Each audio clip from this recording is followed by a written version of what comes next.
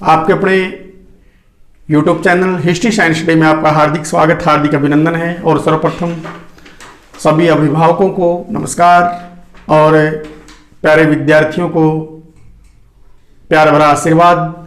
और आज हम NCERT और SCERT के सिलेबस के अनुसार प्लस 2 के तृतीय अध्याय की आज हम शुरुआत करेंगे। इसको जो है पढ़ाएंगे और इसका नाम है बंधुत्व, जाति तथा वर्ग। आरंभिक समाज 600 BC तो 600 AD, लगभग इस समय का जो है ये टाइम पीरियड है।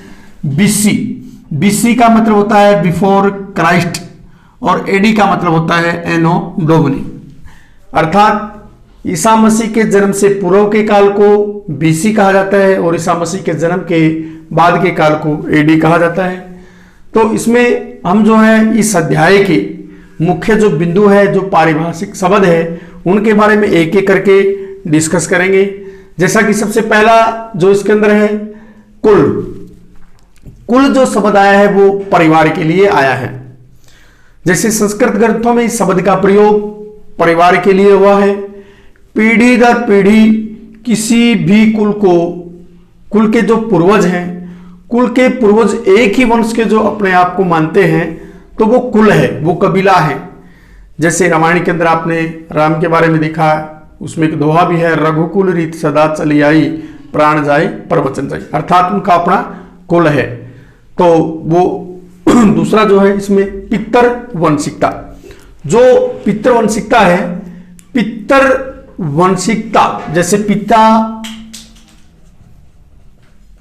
का वंश या पिता के वंश को चलाने से या उसकी वंश परंपरा को आगे बढ़ाने का अर्थ होता है पितृवंशिकता, जिसमें वह वंश परंपरा जो पिता से पुत्र, फिर पौत्र, फिर परपौत्र आदि की ओर जो ये चलती है उसको पितृवंशिकता कहा जाता है। उसके बाद है मातृवंशिकता। मातृ यानी कि माता का वंश, अर्थात वह वंश परंपरा जो मां से जुड़ी हो, जो मां से चलती हो। ऐसे उदाहरण जो है आए हैं कि जो सातवाहन वंश है, सातवाहन वंशों ने अपने मां के गोत्र को जो है लगाया और यहां तक कि शादी के बाद अपने पिता के गोत्र, अपने मां के गोत्र को जो है उन्होंने अपनाए रखा।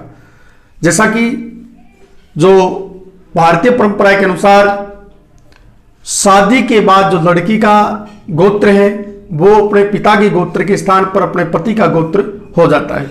लेकिन यहाँ पे बाद में कुछ ऐसे उदाहरण जो सातवाहनों में मिले हैं जो उन्होंने अपने पिता के गोत्र को ही लड़कियों ने अपनाए रखा, या फिर जो पुरुष थे, पुरुषों ने अपनी माता के गोत्र को अपनाया। तो ये उसके वंश को आगे चलाने से है। उसके बाद अंतर विवाह। अंतर विवाह जो होता है, जो अपने ही वर्ण, अपने ही जाति और अपने ही जनजाति के अंदर जो शादी करता है उसको अंतर विवाह कहते हैं। जैसे अंदर अपनी जाति के अंदर, वर्ण के अंदर या फिर जनजाति के अंदर विवाह करना अंतर विवाह कहलाता है। उसके बाद है बहुपत्नी प्रथा।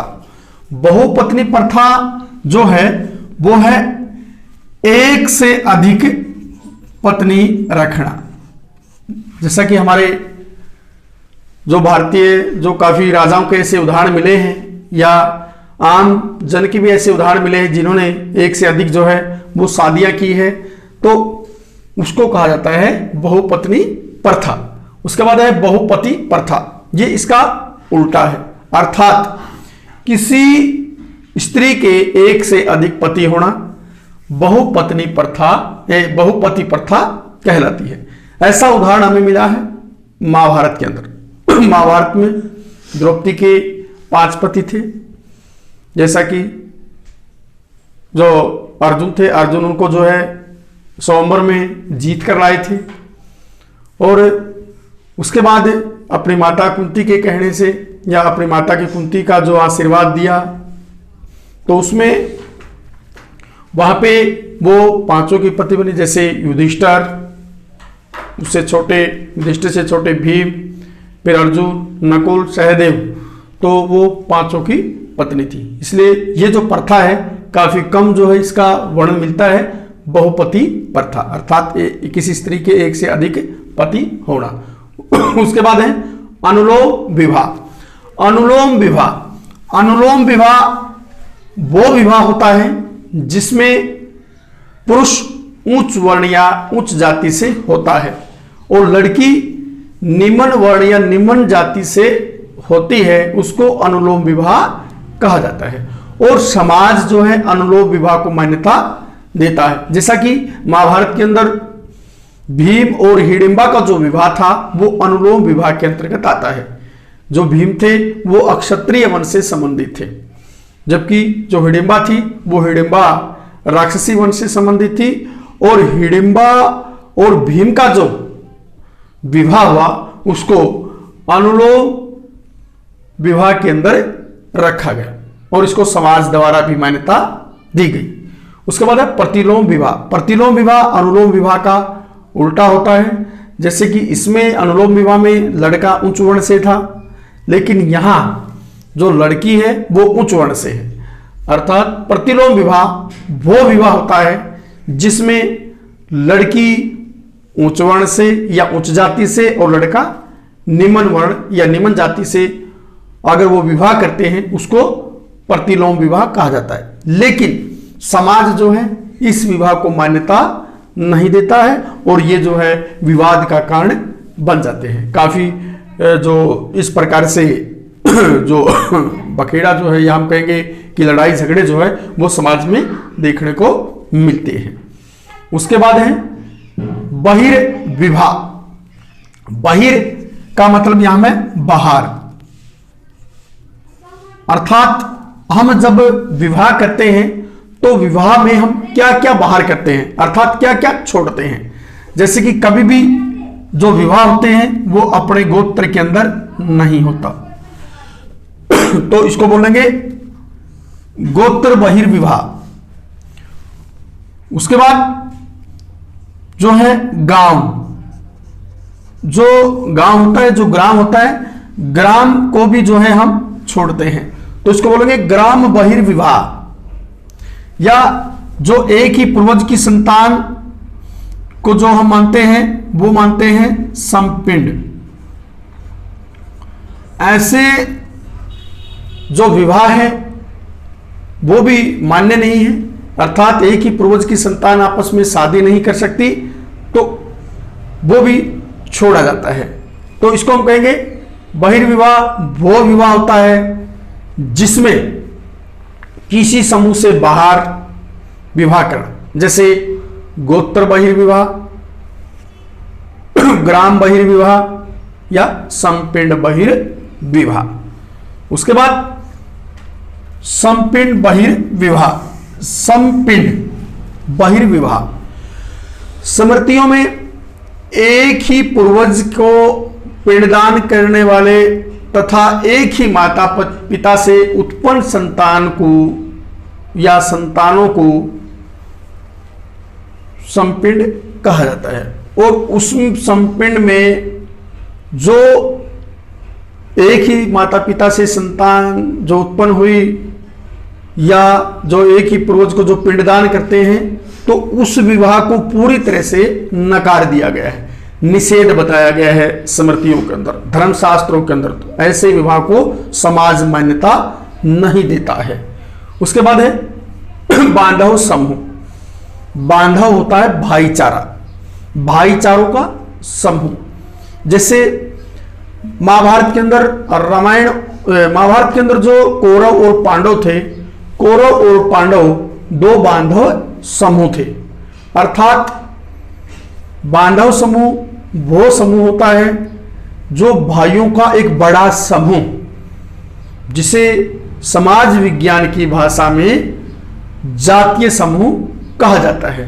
तो उसको बांधव समूह यानी कि भाईचारे का एक बड़ा समूह को से ये संबंधित है शब्द। उसके बाद धर्म शास्त्र, जैसा कि नाम से ही प्रकट है, धर्म से जो ग्रंथ होते थे तो ऐसे ग्रंथों को धर्म शास्त्र कहा गया है। इसमें प्राचीन भारत में जो सामाजिक कानून ग्रंथों को आमतौर पर इस नाम से जाना जाता था। यहां समाज के अंदर जिन धर्म ग्रंथों की रचना की गई, इस तरह के जो धर्म ग्रंथ, धर्म सूत्र या जो स्मृतियां हैं या उन पर लिखी गई जो टीकाएं हैं, तो यहां उनको समाज में पूरी तरह से एक कानून के तौर पर, एक समाज को चलाने के लिए जो नियम कायदे कानून के तौर पर जो है वो अपनाया गया, उनको धर्मशास्त्र कहा जाता है। जैसे कि आश्वलायन धर्म ग्रंथ में 8 प्रकार के विवाह जो है वो दिए गए हैं, जिसका हम जो है आगे वर्णन भी करेंगे। इसमें पॉइंट नंबर 26 के अंदर जो है ये वर्णित भी किया गया है। या फिर जो है जो मनुस्मृति है, तो मनुस्मृति भी धर्मशास्त्र है। तो ये इनको जो है एक प्रकार से आगे समाज को चलाने के लिए जो नियम यहाँ पे रचित कर दी गई। उसके बाद है वर्ण। वर्ण जो है इस शब्द की उत्पत्ति संस्कृत के वरी धातु से हुई है, जिसका अर्थ होता है वर्ण, चयन करना या फिर रंग। वर्ण का अर्थ रंग भी होता है। जैसे हमारे महाभारत के अंदर या कृष्ण लीला के अंदर आता है, जिसमें कृष्ण अपनी माता को, यशोदा को ये कहता है कि माँ मैं कृष्ण वर्ण का और बलराम जो है वो गौर वर्ण के हैं। अर्थात यहाँ पे जो वर्ण शब्द है उसका अर्थ रंग भी है। लेकिन यहाँ जो वर्ण शब्द है, यहाँ वर्ण सर्वप्रथम जो है ऋग्वेद के 10वें मंडल पुरुष सूक्त के अंदर जो है इसका वर्णन आया है। जो ये पुरुष सूक्त है ऋग्वेद का 10वां मंडल है। इसमें यह आया है कि ऋग्वेद के 10वें मंडल पुरुष सूक्त में आदि पुरुष ब्रह्मा के मुख से ब्राह्मण पैदा हुआ। जो आदि पुरुष ब्रह्मा के मुख से ब्राह्मण, दूसरा जो है अक्षत्रिय पैदा हुआ, ये पैदा हुआ बुझाओं से। तीसरा जो है वैश्य, जो आदि पुरुष ब्रह्मा के पेट से वैश्य पैदा हुआ और पैरों से शूद्र की उत्पत्ति जो है मानी गई है। जो सबसे पहले ऋग्वेद के 10वें मंडल में जो वर्ण आया, इन वर्णों में 4 वर्ण जो है थे। वहां जातियों का कोई जिक्र नहीं मिलता है, लेकिन समय के अनुसार जैसा कि इसमें पुरुष सूक्त में आया थी आदि पुरुष ब्रह्मा के मुख से ब्राह्मण, इसका अर्थ यह था कि जो ब्राह्मण होगा वो लोगों को ज्ञान देगा, लोगों को शिक्षा दीक्षा देगा और समाज को आगे बढ़ाने का काम करेगा।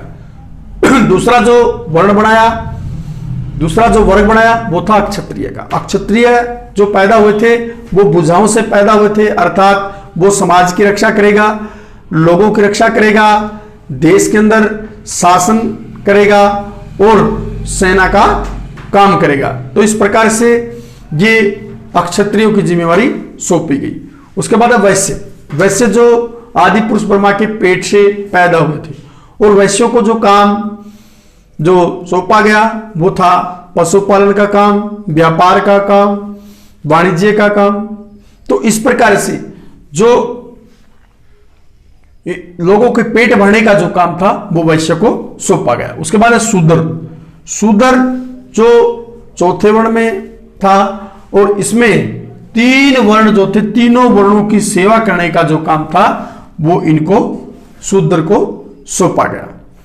और ये जो आदि पुरुष ब्रह्मा के पैरों से पैदा हुए थे, तो इस प्रकार से समाज का विभाजन जो है वो कर्म के आधार पर किया गया था, लेकिन यही बाद में भयंकर विकराल रूप धारण करके अनेकों जातियां जो इस चीज से पैदा हुई। ये एक ही कारण वर्ण का जो है वो नहीं था कि हम सोचे कि सिर्फ वर्ण से जब वर्ण व्यवस्था बनाई तो वहीं से अकेला यही उत्तरदायी है, नहीं।